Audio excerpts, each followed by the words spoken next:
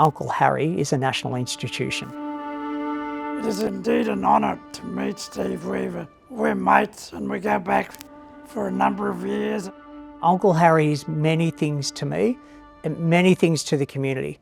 First and foremost, to me, he's a friend, he's a mentor. Uncle, I'm wondering what it was like for you. You grew up in Charters Towers. I was wondering what that was like for you as a young man growing up in that area.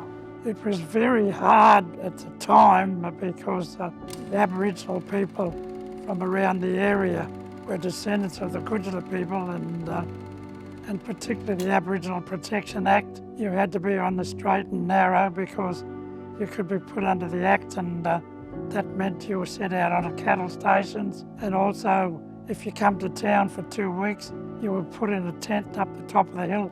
What sort of impact did it have on your mum and dad? It had a big impact on them. Dad served in the Civil Construction Corps. My Uncle Charlie, who served in World War I and World War II. My Auntie Martha, as I said, served in the Women's Land Army. And they would have served at a time where, for particularly Aboriginal people, they weren't sort of welcomed too much into the services back then. The worrying thing was always about the discrimination and to be accepted. At my first posting, I'm very fortunate that I didn't encounter that. Yeah, I've had a very privileged career, Uncle. You know, coming from impoverished background, I consider that now a privilege because I measure everything against my upbringing.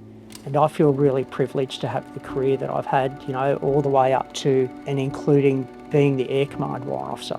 You know, if you had told 16-year-old me or, 18-year-old me that that's where I would end up, I wouldn't have believed you. I've been very fortunate. The RSL has been at the forefront with me, particularly being chair of the Indigenous Veterans Ceremony that we had in May.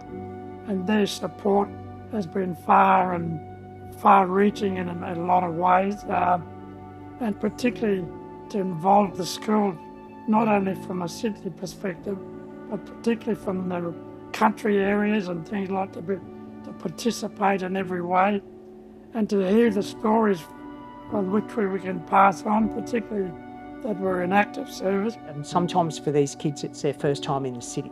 And I can really, as I'm Master of Ceremonies of that event, which is a deep privilege to be asked by the RSL to be the MC of that event. As I do that role, I look out at the school kids and their faces, and particularly the ones from remote community that don't often get to spend a lot of time in Sydney. So, and just the amount of joy that they express. It's about passing the information on to the next generation.